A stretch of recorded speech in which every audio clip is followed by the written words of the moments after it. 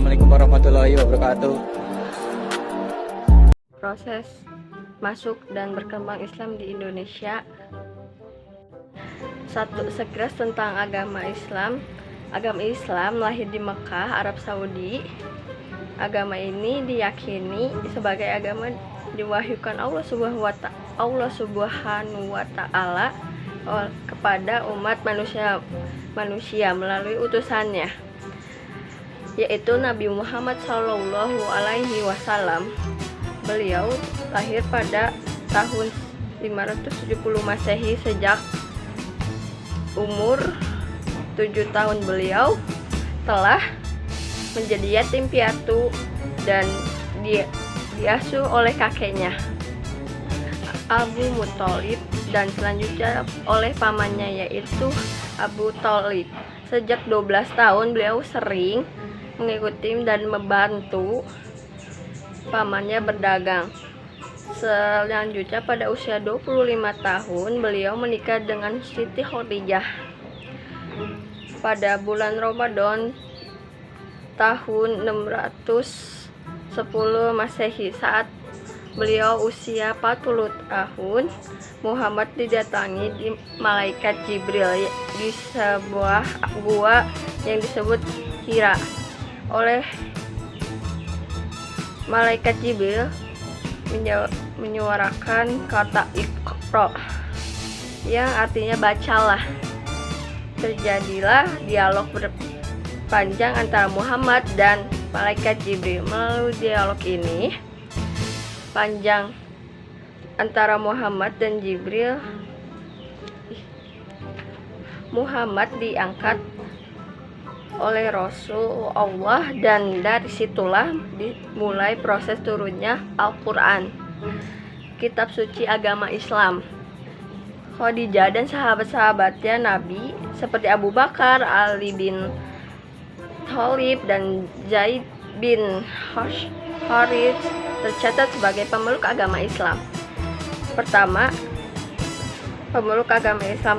sekitar tahun 613 tahun Masehi. Nabi Muhammad menyebarkan agama Islam secara lebih terbuka. Tantangan terbesar datang dari suku Quraisy dan penduduk Mekah sebab ajaran Nabi Muhammad SAW dianggap menghancurkan agama asli wa tasni serta kuasa mereka atas Ka'bah.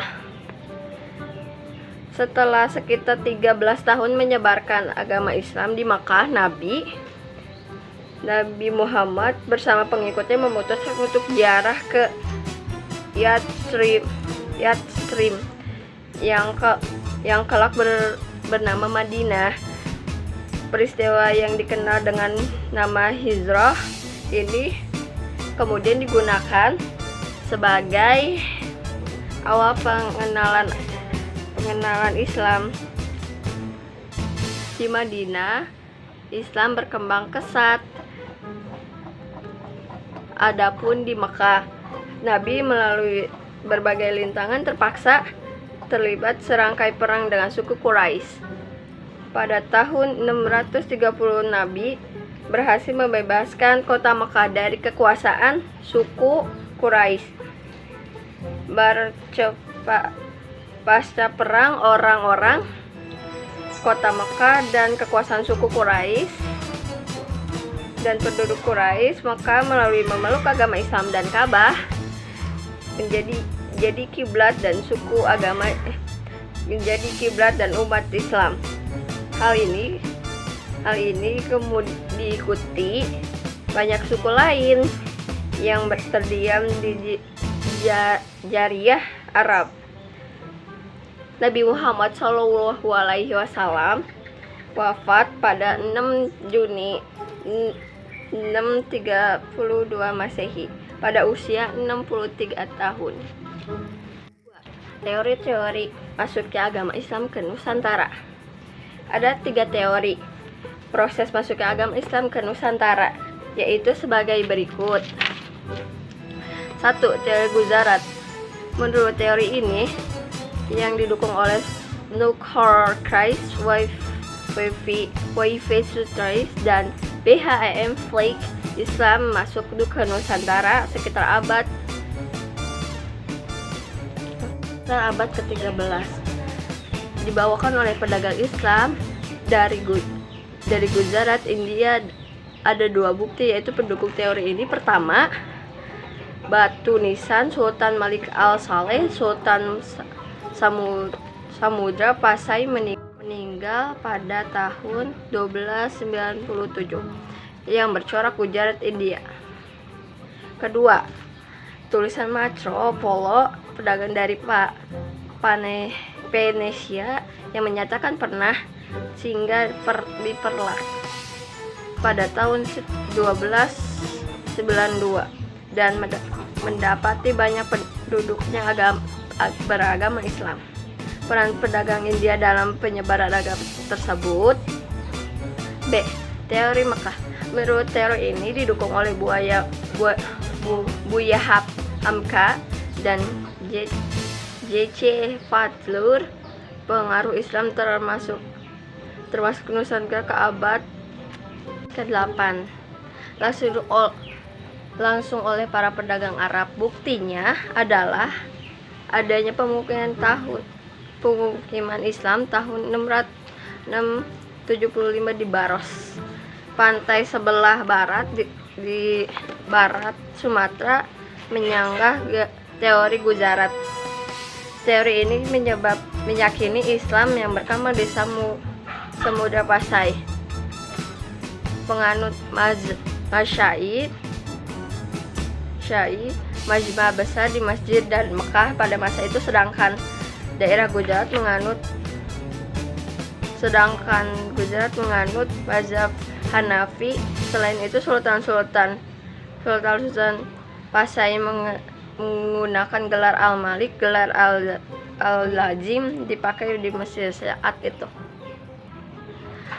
Bukti lain munculnya Islam sebelum abad ke-13 adalah makam seorang wanita di Gresik, Jawa Timur, yang tertulis atas nama Fatimah binti Maimun, berangkat tahun 1082 tahun, serta temuan sejumlah makam Islam di Tralaya, wilayah Majapahit, Trowulan, Jawa Timur, yang menggunakan tahun Saka,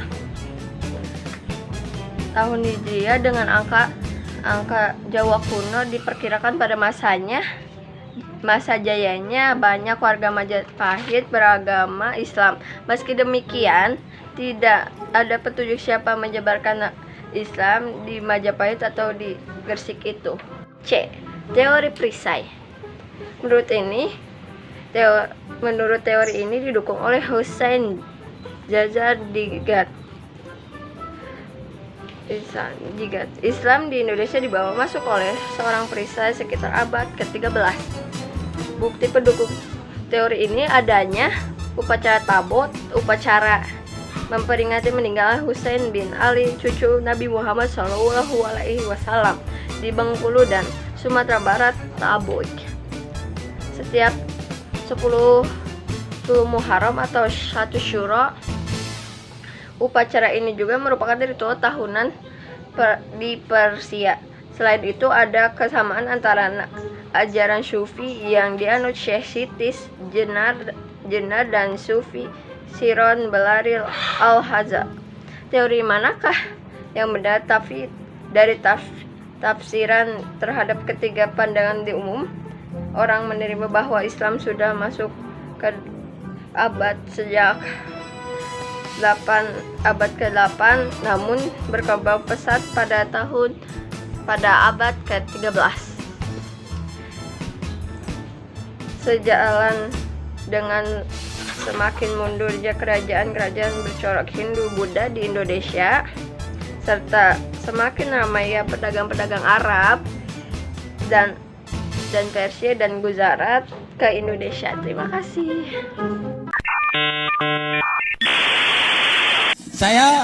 Wassalamualaikum bro.